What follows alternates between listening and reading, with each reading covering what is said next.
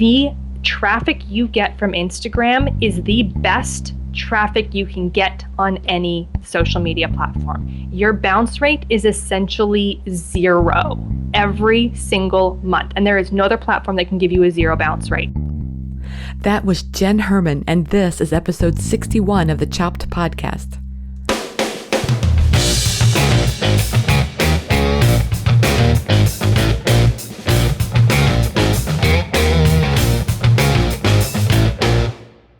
Hey everyone, I'm Marley of the blog Namely Marley. I am your host, and this is the Chopped Podcast. You know this is the podcast designed for people just like you, bloggers who love food. Each week, my goal is to share with you interviews, thoughts, and stories, everything related to food blogging so we can all learn together about what works with food blogging and maybe even a little bit about what doesn't. Today, I'm talking to Jenn Herman of the site Jenn's Trends. You are going to love today's episode because we are talking about all things Instagram. Jenn is an Instagram expert, and you know, Instagram and food bloggers are like best buds. I think using Instagram has been a little bit confusing to me in the past. I know I've had a lot of questions, especially when I first got started, but even today I still, I flounder in certain areas, and I feel like actually social media in general can be very complicated. Talking to experts like this, I think, can really help us have a better understanding of these platforms and the way to use them. And, we all may have some pretty good ideas of how to use them, but using them in a way that we feel very confident, I think, is another story. And as you know, I'm all about authenticity. And of course, I think finding your authenticity is very important. But I think one of the ways that you can do that is by having confidence in yourself and confidence in your knowledge of that particular platform, I think is even better. So Jenn shares a lot of really good tips. In fact, one of my favorites is that I didn't realize is that traffic that comes your way via Instagram is actually highly engaged traffic. In fact, she suggests that the bounce rate off of traffic that arrives to your site from Instagram is 0. That's impressive, but that means that people who come to your site from Instagram are very engaged with your content. That's why it's very important on Instagram to be so authentic, but also engaging. And I think Jenn shares some really great tips on how you can improve your engagement on Instagram. So I'm really excited to share with you today's interview. Before we get to today's interview, just a quick message about the Chopped Conference. We are already lining up amazing speakers like Jessica Merchant of How Sweet Eats and Emma Chapman of A Beautiful Mess. And I'm excited to have Stonyfield as a primary sponsor this year. And this year, Kansas City has streetcars. I'm so excited. I can't even believe how cool this is. I can't wait to ride the streetcars on opening weekend next week. And you can come join us and ride a streetcar for yourself. So you can go to choppedcon.com today and click on register to learn more and buy your ticket. So let's get straight to that feature interview with Jenn Herman. Okay, everyone, get out those earbuds, turn up the volume, and let's talk about all things food blogging and so much more. Hey everyone, I'm happy to have Jenn Herman, author of the book, The Ultimate Beginner's Guide to Instagram, and author of the site, Jenn's Trends, on the show today. Jenn, welcome to the Chopped Podcast. Hi, thank you so much for having me, Marley. Welcome to everyone. Thanks for joining us. My baby, you can probably hear in the background, is ready for her bottle, so she's chiming in. She doesn't like me to do podcasts by myself, so she's just sharing her presence with you. That's good, I guess. Testing out the lungs is always good, Exactly. Well, I'm excited to have you on the show today because we're going to be talking about something that's near and dear to everybody who listens to this podcast, which is Instagram. But first, I just wanted to take a step back and talk a little bit about what it was that caused you to write this book and start that site that you have. Yeah, so I started my blog, Jenn's Trends, just over 3 years ago, and I started it with a very kind of introductory support for social media marketing in general. It was, just kind of a way to help small business owners understand how to do social media and strategy and that sort of thing. And in the process, all my friends were on Instagram. Everyone was telling me I had to be on Instagram, and I was like, okay, if I'm going to be, blogging about social media, I better figure out this whole Instagram thing. So I finally jumped on the bandwagon, first one to raise my hand and say I was one of the latecomers to the party. But I fell in love with it. It was just so engaging and interactive and rewarding. And it was just such a fun platform. I was instantly hooked. And I was like, okay, how do I use this for marketing? And the more I researched, I was like, there's nothing out here. Like, no one's really got any good information on how to use Instagram for marketing. So because I already had my blog platform, I started just speaking from my own experience. Okay, here's how to post a photo, and here's how to use the filters, and here's how to use calls to action. So I started doing that, and that was how I built up. Essentially, half my blog posts now are all dedicated to Instagram marketing. And then along that process, I wrote the Ultimate Beginner's Guide to Instagram for those people who are starting out and don't understand the lingo or what a filter is or what the filters do, or what the process is involved in uploading to Instagram. So it's a very simple, easy to read book. It's a couple bucks available on Amazon, and it'll get you fully functional on Instagram really quickly. So it's a great read for those of you who may not be really familiar with the platform. I wish I would have had that book when I first started, because I was like Instagram School of Hard Knocks, like, oh my God. I was like a person standing at the mic going, is this thing on? Because I was just terrible, but yeah. But oh well, I guess you learn. But having a book like yours would really be helpful. It is, and like I said, it's a super easy read, covers all the basics, not so much the marketing side, but at least so you know how to use Instagram as a user, right, so that you feel more comfortable when you come at it, for either your business or your blog or your hobby or whatever. Yeah, it sounds good. So most of the listeners of this podcast are, I would describe them as online entrepreneurs who have kind of an interest in food. Like they're either food bloggers or lifestyle bloggers or creative folks, but they all somehow have some connection with food. And I'm just out of curiosity, before we get started on all the Instagram stuff, I just always love to ask, do you have an affinity for food? Here's the thing. I love to eat, but I am the world's pickiest eater. Like, I'm one of those people who I love the way it looks and it smells delicious, but I can't, I'm just such a picky eater. I always say, I joke, I have the taste buds of a 5-year-old. So if it's a hot dog, cheese pizza, or gummy bears, we're good to go. It unfortunately doesn't, bode too well when you go out for, restaurant meetings and things like that. Because I'm the person who, unfortunately, don't hate me, modifies every meal. I'm sorry. I know I'm probably being criticized heavily by the listeners. But I do. It seems like hot dogs and macaroni and cheese are now on the foodie list. So right? Yeah. Everyone's going back to basics. Yeah. But yeah, no, I love, how food bloggers and people can use Instagram for that, because it's such a visual platform that it's perfect for foodies and food bloggers and food aficionados. I was just going to ask you that question, it does seem like a lot of creative entrepreneurs just love Instagram. And I'm just curious if you have any feedback on why that's the case. Well, it's a visual platform. So the primary way to engage is through a photo. That's really what's there. Right. So it's, Facebook, you get links and text and everything else. And that's kind of, even though a video, of course, with Facebook would dominate the feed, it's on Instagram, it's always that photo. Nothing is really distracting you with all the text and other things. It's very simple. So people react to those photos, and that's why the creatives really do like it, because you can really showcase your art, your style, your product, your, whatever it is you have to offer in a very unique and very visually demanding way. Yeah, that's true. And a lot of bloggers, I think, they love the idea of hoping that Instagram will eventually offer some kind of scheduling tool. But I think in some ways that may be what makes Instagram so great, is that there isn't that scheduling tool, which means it's not like this constant content that's being thrown up there nonstop. It's really more, I don't know, maybe curate is the right word. There's something beautiful about the way organic. It's done. Organic. Yeah, yes. And I do love it for that. And I'm one of those people that there's a lot of things people don't like about Instagram.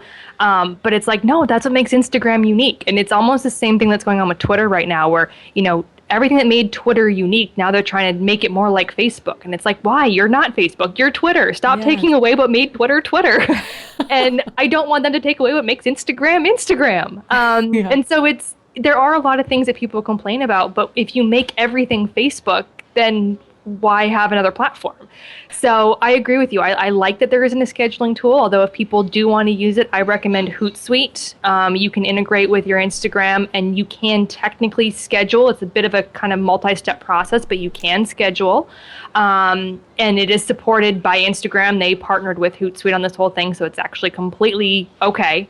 But I do like I said, it's very organic. You post when it's convenient. You post when it's something that's going on Insta in your life. That's the whole point of Instagram. It's supposed to be what's happening right then and there, not something that happened 3 nights ago in a stage studio for a marketing project, So it is definitely a bit more of that kind of, spontaneous posting. So, I think it's interesting that you talk about Instagram and it's in real time basically. But one thing I have noticed, I don't know if it's just recently or if this has really been a trend with Instagram lately, but it's very curated. It seems like if you don't post something that is this, like, it has to be this absolutely gorgeous photo or you're going to get people upset with you.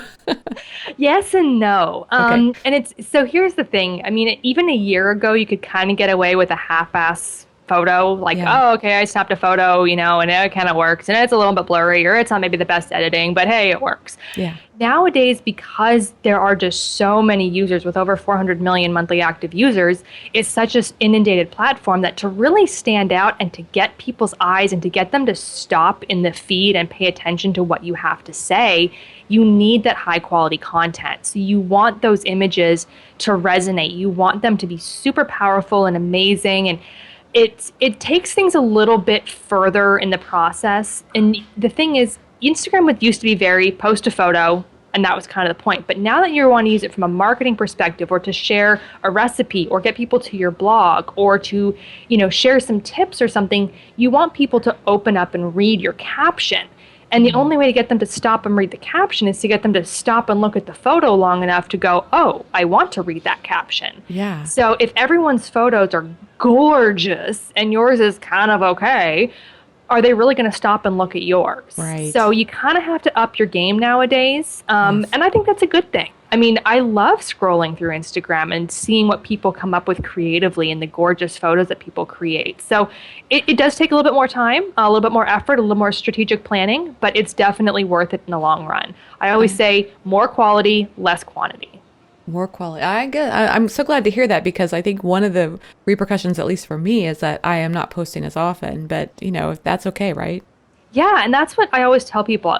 They feel like, oh, well, I need to post like 3 times a day to Instagram. And I'm like, why? Twitter, okay, Facebook, maybe, but Instagram, why? Like, if you don't have that much content and you don't need to, then you shouldn't have to. But if you want to post that much, there's other ways you can do it. So you can share behind the scenes things, or you can do prep. Like maybe you're prepping a meal that you're working on, or maybe you're doing some, staged images of leading up to the final product of the food item that you've created. Yeah. So maybe you share one in the morning of kind of the before, or like the prep ingredients. And then in the afternoon, you share the finished product. So there's ways you can create more content, but don't feel like you have to post that much. If you're posting, twice a week, 3 times a week, and that's what allows you to create the best content with the best message, then that is more than enough. My biggest key is just be consistent. Right. As long as you just don't want to be the person who comes on and posts like 5 times today and twice tomorrow and then 3 times the next day, and then you disappear for 3 weeks and then you come back and post for 2 days. Like, no. Just post consistently. Whatever that strategy is, whatever that schedule is for you, just be consistent.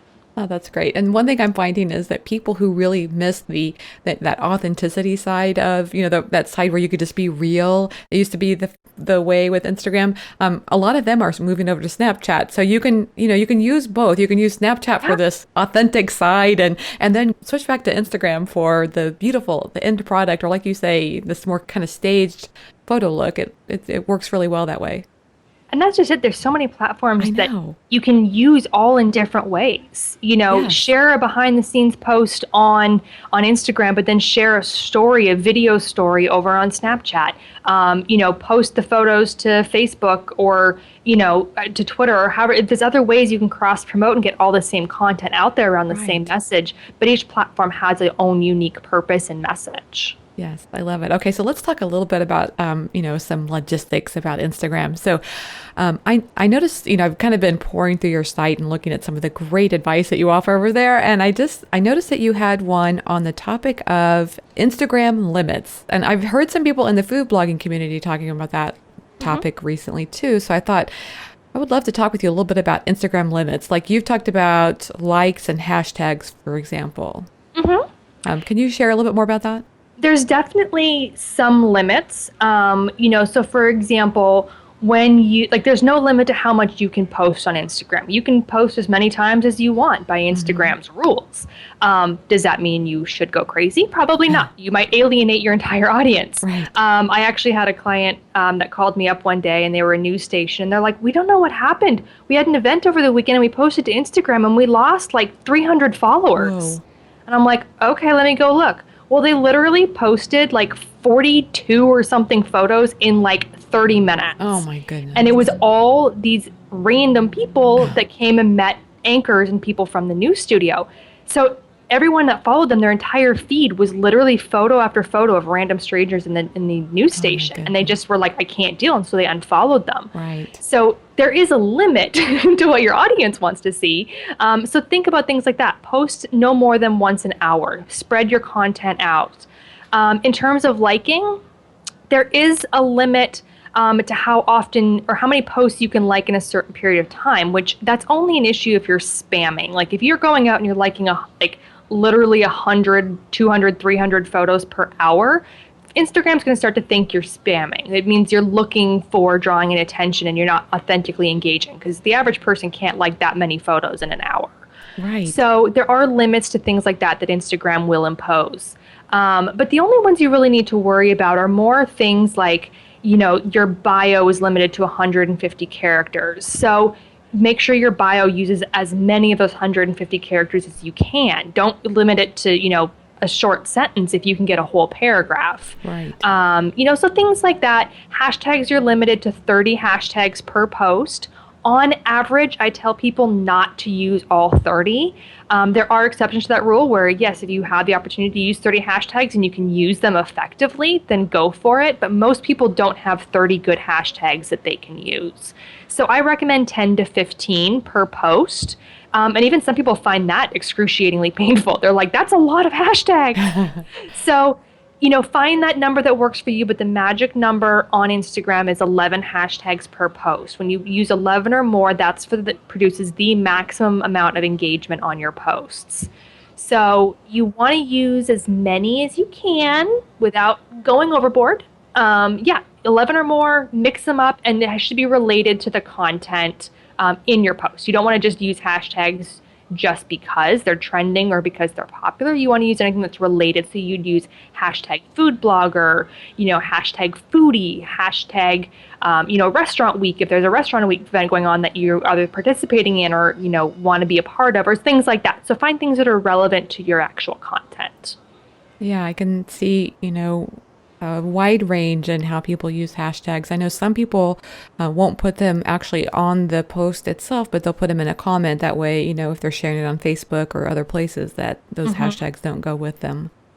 And so on that, I have to stop and jump in. Okay, go for it, please. So because you can put the caption or you can put the hashtags in the caption or in the comment. Here's the thing, though. If you're using the popular hashtag, so anything that's got, well over 500,000 posts per hashtag, you want to make sure that those hashtags are in the caption, because those are highly active and your post can get buried in a hashtag hub in a matter of minutes. So if you're waiting to post those in a comment, you're losing valuable, and I'm not even joking, valuable seconds of potential engagement. So you want to make sure your popular hashtags are always in the caption, and then you can post the less popular ones in a follow-up comment so it doesn't look quite as spammy with all the hashtags in the original caption. But the other thing to keep in mind is that now as well, Instagram cuts off your caption with the first 3 lines. So when someone's scrolling through, they're not even seeing your whole caption. So you can still put all of your hashtags in the original caption if you want, and they won't see it until they actually open it up and read through, in which case it's not usually nearly as spammy looking. So just keep that in mind. If you want to get maximum engagement, keep your hashtags in the original caption. That sounds great. I love that advice. And I also, so you mentioned something about the bio, and that really caught my interest, because I know that you've written some posts on how to get the best Instagram bio. I'm just curious if you could share a couple of tips about some things that we could do differently to make our bios more interesting. Yeah. First of all, make them interesting. I'm so tired of these bios are like, I'm a food blogger. Okay. Great. So is like 400 million other people. Yeah. It's, yeah, make it fun. Show your personality. Use emojis or symbols to, put bullet points or emphasize something.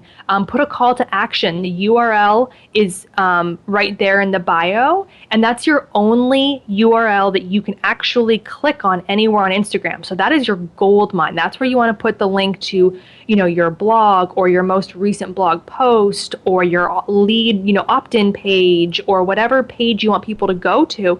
And you can put a call to action right in your bio that says, click on this link for more information, or click on this link for the current recipe, or whatever it is. And, use the little finger pointing down emoji or the down arrow emoji or something that directs people to that link.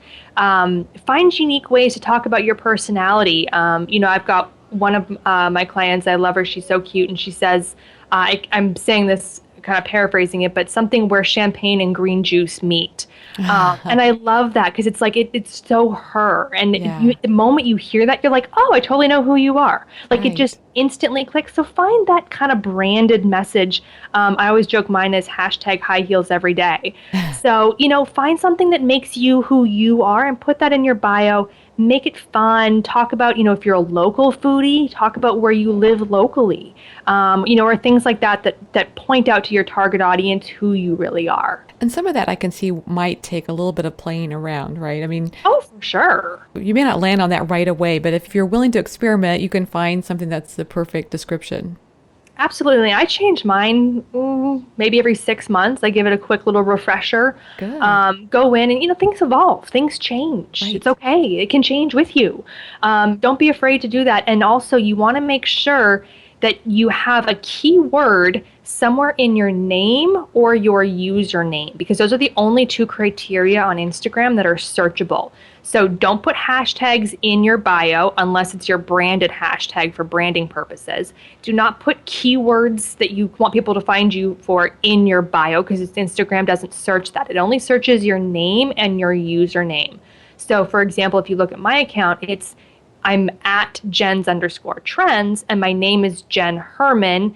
And then I think right now I have like Instagram expert, or sometimes I have blogger Ah, or something like okay. that. So whatever you want that keyword for someone to find you as, put that in either the name or the username. So you might put food blogger or foodie Right. or something along those lines, chef or chef de cuisine, or however you want people to know you that you think people are searching for.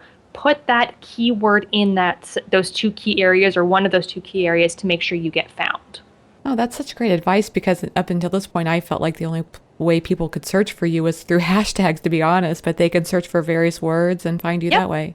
But Instagram will only pull something from the name or username. So yeah, the bio is just for when people find you to tell them who you are. That's absolutely irrelevant for search. What about the post writing? They don't search that's not Nope. searchable. Nope. I know it's really Mm. frustrating. I love Instagram for a lot of reasons, but I hate their search functionality. Well, I know a lot of people are also frustrated with that link situation that, you really can't put a link in each You post either. can't. But it's one of the reasons I love Instagram. That's one of the things I was talking, about at the top of the episode, that I don't want them to ever change. And I know they will. I know they will cave and they will Yes. give in, and there will be clickable links someday, Yeah. sometime. But here's why I hope they never do. And I want, everyone in the audience to understand this, is that the traffic you get from Instagram is the best traffic you can get on any social media platform. Your bounce rate is essentially zero every single month. And there is no other platform that can give you a zero bounce rate.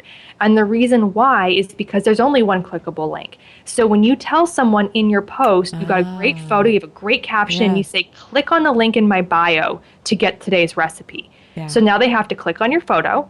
Now they're on your bio. Now they have to click on the link. And now they're on your website. So they've taken 2 or 3 steps to get there. Yeah. They're not junk traffic. They didn't click on it by accident. They didn't, mean Right. to click on a different link and their cursor got stuck or something. Mm-hmm. So the traffic you're getting is the best traffic you can get. And that is why I hope they never change it. I hope everybody listening, their ears probably perked up on that one. That's good. But you have to give them that call to action. You have to tell them to click on the link in your bio. That is that's the phrase I say it in my sleep. I say it so often. Click on the link in my bio. That is your call to action to get them to go where you want them to go. And you want to put that in each post, right? And let's say I have a new recipe. I want to put a link there that says click on the link in the bio. Anytime you want to direct traffic, not every post has to have that call to action, but whenever you want to drive traffic, absolutely put it in big, bold capital letters, surround it with emojis, do anything you can to make it stand out in your caption so they know that's the call to action. And then also make sure that that page you're sending them to is the right page. So if you're saying click on the link for the most current recipe, it better go to the recipe you're referring to in that post. You don't want it to go to something that's 3 weeks old or that's just your homepage and then they have to navigate around. So you can change out that link as often as you want. Or like, for example, I just send people to my blog page where my most current blog is always at the top of the page. So you can do that if that works. Just you don't want to have to make them search. You've already made them take 2 or 3 steps to get to your website. You don't want them to get there and then not be able to find what they're looking for. Well, and that's my question though, is like, as long as you have old posts on Instagram, that, you know, if they've made their way down your feed and they're looking at some older posts, that link is never going to, you know, isn't it better just to go to the main page on your site? As long as it's related, so like for example, like with me where I send them to my blog page, so they might find a post that's 3, 4, 5, 6 weeks old. They're still going to end up on my blog page where now they can still scroll through and still go back a few posts and find that previous blog post. But I don't want to send them to my home page where I've got a whole bunch of other things and other tabs and other communications and they're like, where am I supposed to go? Right. So you want to get them as close to the actual place as possible. If you're running a contest or a promotion, you want to send them to that contest or promotion page. And then when that contest or promotion is done, you want to put them back to your default blog page or homepage or wherever that lead page is for you. Yes. And then at that point too, you can even go back and if the contest is over, you can actually edit your post caption to say, contest now closed so that people don't try to click on the link or they aren't trying to find it. So there's other ways you can kind of work around those old link issues. Okay, so let's talk about emojis because you've mentioned them a couple of times and I have to be completely honest. There's this part of me that absolutely adores emojis and I love using them, but I'm also worried I'm going to look extremely hokey and I shouldn't, I talk a lot about authenticity, so I should not worry about what other people think, but I can't help it. I don't blame you. And here's what I always tell people. The creatives, they have a little bit more leniency because you're creative and they kind of expect the emojis. Yes. But do what makes you feel comfortable and what resonates with your audience. If your audience is coming to you for your brand, your style, and your personality, they already know who you are. And if you're like, I'm kind of, obsessed with little smiley faces and winky faces, and I put them in every email, every blog post. I mean, I have them. So people expect to see them. So it's not weird for me to use them. Right. But then again, in the same turn, not that this is necessarily the people that are tuning in, but if you're a lawyer, maybe using emojis isn't right for your target audience. Right. So you kind of want to gauge who you are in your audience. And, if it works for you, use them. And that doesn't mean you have to use like a smiley face on every post. There's a lot of other types of emojis. It could be the little diamond or star or square or the pointy finger or an arrow or the sun or one of the food emojis or like the drink emojis. There's a lot of different ways that you can mix in an emoji without it looking cheesy. And some people mix them in all throughout their post captions. Some people only use them, like I primarily only use them when I respond to people. So if I'm responding to someone's comment and thanking them or answering a question, I throw in emojis, but I tend to leave them out of my post captions. So you just find what works for you, play with it, get comfortable with it. And I mean, unless you're literally writing 100% in emojis, no one's really going to have an issue with it. Okay, my next question is like a 2-part question. Everybody's looking to grow their audience on Instagram. And so my first question is, what are your favorite tips for increasing the number of followers that you have, hopefully related followers, people that, are engaged with your topic. But related to that, I wonder if the answer you're going to say is that being engaged with other people on Instagram is part of that. And if that's the case, I would love for you to provide some tips on how to be an engaged participant on Instagram because navigating, I think sometimes is kind of clumsy on Instagram. I'm just curious if you have some feedback on that. So yes, one way is definitely to being more engaged. Instagram is a very reciprocal, very interactive platform.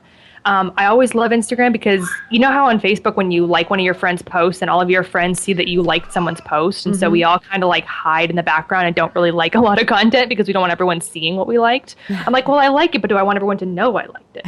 Well, Instagram's not like that. You can like as much as you want, and really no one's ever going to know. Right. So it's much more like I scroll through and I'm literally a double tap to like, or you can click a little heart button, but if you just double tap the image, that likes it for those of you who are beginners.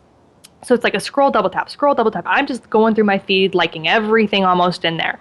And that's because you're expected to be engaged. You're expected to like more content. And the more you interact with people and the more you show that love, the more people are going to share that love back with you. And that goes for comments as well. Reach out to people, leave a comment, leave a thought, ask a question on their post. And then when someone engages on your post, whether they leave a comment or they ask a question, take the time to respond. That is first and foremost so important because people see that and that's part of your branding. And if you have 10 comments and you didn't respond to any of them, it looks really selfish and stuck up and people are like, well, they're kind of snotty. So you want to make sure that you're engaging back with anyone who engages on your content.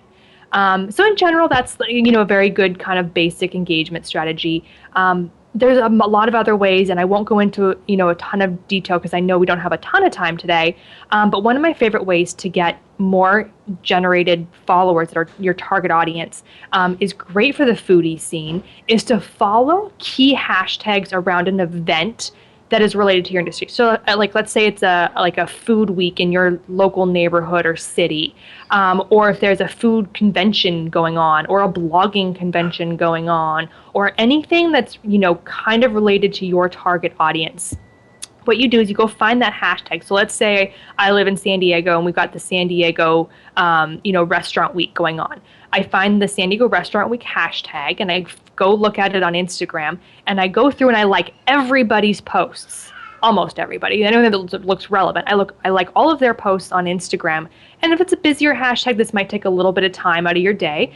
But the thing is, all of these people are your ideal audience. They're all looking at the same things and posting the same content that you're looking at. Nice. So when you do this, now let's say this person's posted 1 post, 5 posts, 10 posts, and you like all of their content. Now you've shown up in their notification feed multiple times, and they're like, hey, who's this person? Right. They come over, they look at your profile, they're like, hey, they're a food blogger. Hey, they live in San Diego too. Hey, this is awesome. I'm going to follow them. Look at they have great photos. Oh, this is awesome. And now they're reading your blog posts. Yeah. So this is a really great strategic way. So those can be a little time consuming, but you can get at least, double-digit followers off of a good hashtag in a matter of a day. So if you have, thousands of followers, maybe not that big of a number jump, but if you only have a few hundred, it can be really impactful. And either way, these are highly targeted, very real followers. They're not, the kind of casual people who are going to follow you and then disappear and not use Instagram for 6 months.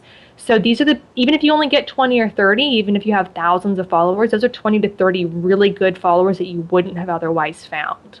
I love that tip because, I have been approached, I'm sure everybody has been approached by these companies that will help grow your Instagram account. Don't do it. Don't do it. That's got to be a very unengaged audience, wouldn't you think? It is. And, it's hard. I was even just talking with a client today who used one of those services and paid like $50 to get, I don't even know how many likes, but it wasn't very many. And I was like, are you kidding me? Wow. Like, why? And it's easy to fall into the trap of, okay, these people are going to like my post and it's social proof and you're going to get all this engagement, but it's empty and it's invalid. And here's the thing.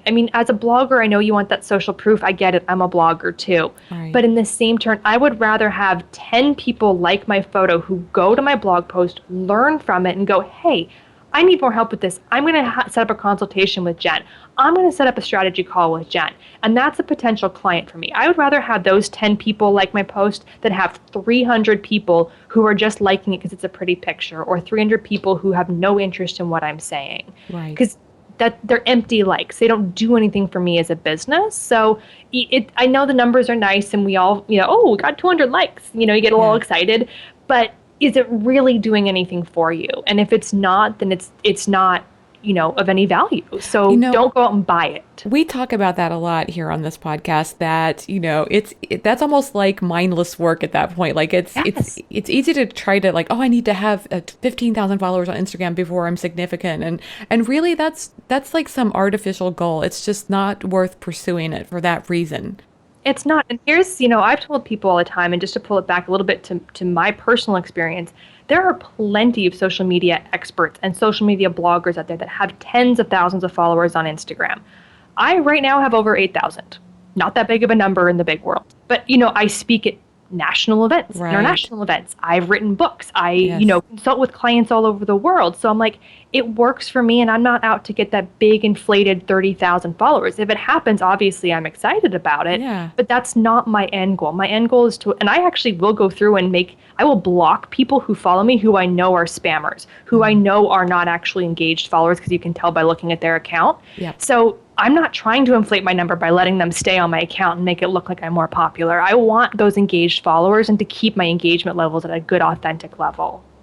I love this. Okay, so let's talk about follow backs because I think this is an important topic on Instagram because it seems like, once you start getting followed by so many people and then when you follow them back, like here's my question is like your feed could get filled with all of these other posts. I'm just kind of curious if there's kind of some philosophy on whether you should follow someone back who looks like, a legitimate business, a legitimate blogger.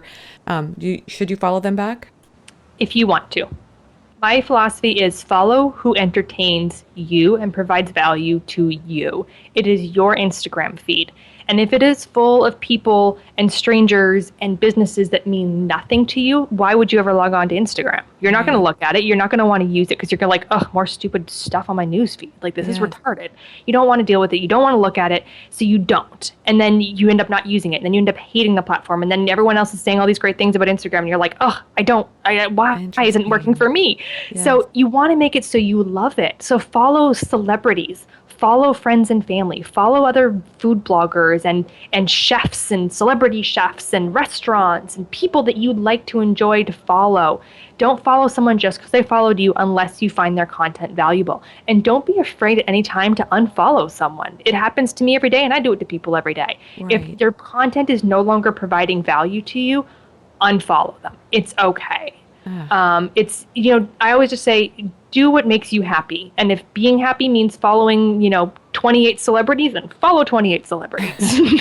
Make it fun for you. That way you're going to be on there. You're happy to see what's going on in your feed. You're more likely to engage. You don't have to worry about the follow for follow practices, whether you've got 10 followers or 10,000. Just follow who makes you happy. Well, and the thing I like about that advice too, beyond the fact that it makes you like your feed more, but also it seems like Instagram is one of the ones that has a large play in the numbers. I don't often see like Pinterest or Twitter or Facebook. Doesn't seem like there's a large variance in the numbers when I go back, but Instagram will vary, or it'll move around a lot. The number of followers that you have. Yes. Oh, yeah, for sure. Yeah, that's because a lot of them are spammers. A lot of them are robots. Yes. Instagram will go through every few months and they will deactivate all these accounts that they believe to be either dead or to be spammers. Don't worry, as long as you've used your Instagram in any what of a normal way, you're not going to fall prey to this. Don't worry. Everyone always freaks out when I say that. But they do go through. And so all of a sudden you'll log on one morning and you're like, I just lost 300 followers. Like, what happened? But I love it. I'm like, take them away. Yes. Be gone with them. Be gone. So it is one of those things where, yeah, your numbers can go up. All of a sudden you have a whole bunch of people like you. They could be legitimate. They could be spam bots. They could be those people who did pay for, followers, and they're hoping that if they follow you, you'll follow them, and all these games and things that people try to use Instagram for. So there is a lot of fluctuation. Don't worry about it. Don't get stuck on the numbers. As long as you're seeing a general trend in upward direction, you're on the right path.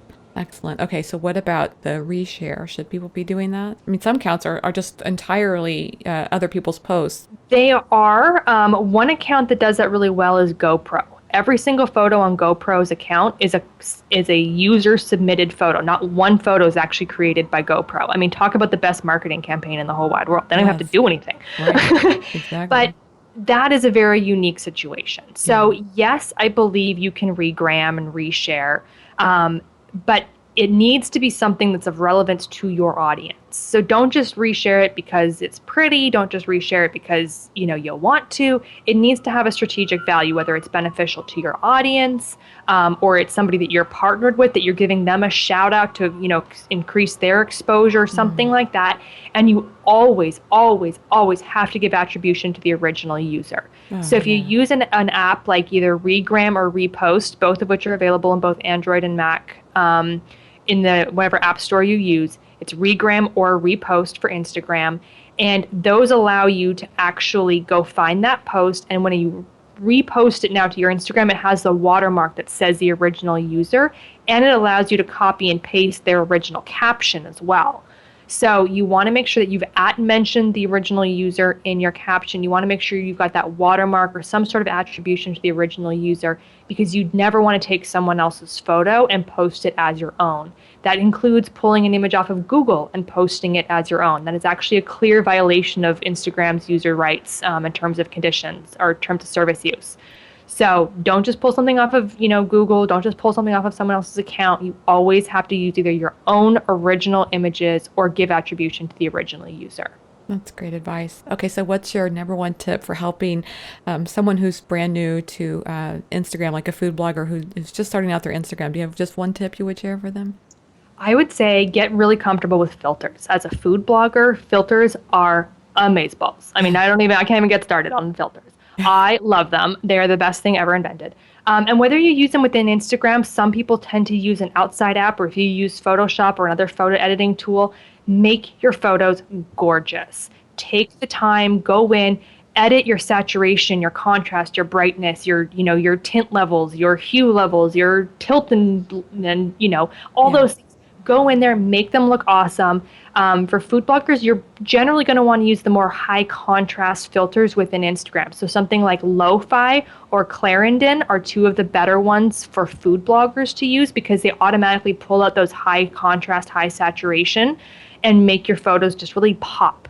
You never want that dull red. You want that bright, gorgeous, fresh off the vine tomato red. Yes. So find those filters that work for you. You'll learn really quickly what your top 4 or 5 filters are the more you play with them, and get comfortable with those. And then literally with that one button, you can make your photos look so much better. But even then, take the time to use the additional features, do that post-edit work, and make those photos look awesome.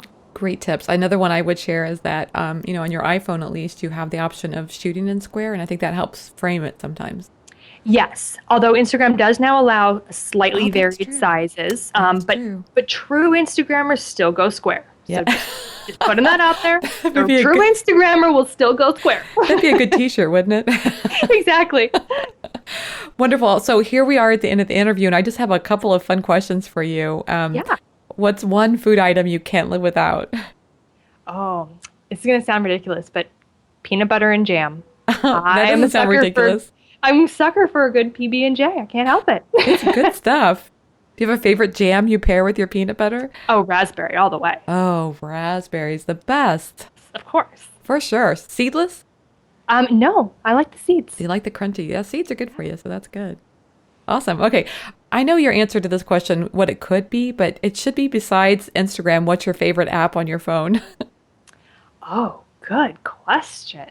Thanks. Well, I could say Facebook, because I'm still, especially from a business perspective, I love, Facebook, and I'm always going to love Facebook. But technically that's an app, so I could say that. But if anything, I would actually probably say that I actually use some of the text editing apps for in support of Instagram. So I use things like TextCutie, which is for Android, because I'm an Android girl. I also use PhotoGrid, which is for both Android and iOS. And those allow you to go in and make collages or put text overlays or create graphics a little bit more functionally to share to Instagram. So those would probably be like some of my favorite ones. That's good. And those are also great ways of getting more followers, right? Yeah. Yep. You do a text overlay. You put a quote over them, or great way to put your call to action. Again, if you want, new recipe now on the blog, put that text overlay right over your image. Although you don't want to ruin a gorgeous image, so sometimes it doesn't always work. But yeah, if you can put that text overlay on there, things like that, it's another great way to catch people's eye in the feed. Wonderful. So how can people find you online? You can find me pretty much anywhere at Jenn's Trends. It's Jenn with 2 N's, because I was born in the 80s with about 4 million other Jennifers. So we just, that was my designation. I was Jenn with two N's. I'm on Instagram at Jens_trends. Same thing on Twitter. You can find my blog, which is jenstrends.com, all one word. And then from there, you can find me on anything, Facebook, Twitter, Pinterest, Google+.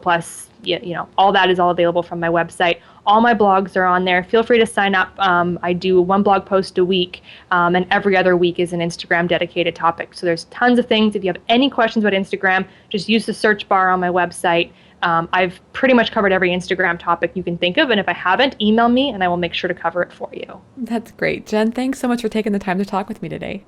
Thank you so much. Thanks to Jenn Herman for being my guest on today's episode of the Chopped Podcast. Be sure to go to choppedpodcast.com to buy your ticket to the Chopped Conference, learn more about today's show, and sign up for our newsletter to get in on the latest about food blogging. Tune in next week as I talk with Ali Mafucci of Inspiralize about the exciting opportunities her blog has created for her. Let's just say she's now providing recipes for a national restaurant chain. How exciting is that? Speaking of excited, that's how we feel each and every week when we deliver Chopped Podcasts to your ears. You can show your support for this podcast by leaving a review on iTunes. It makes a difference in how the show is featured in iTunes. So your feedback there and on social media really makes a huge difference. You inspire me, so I hope today's show was helpful and inspirational to you as well. Thanks for listening and have a great week.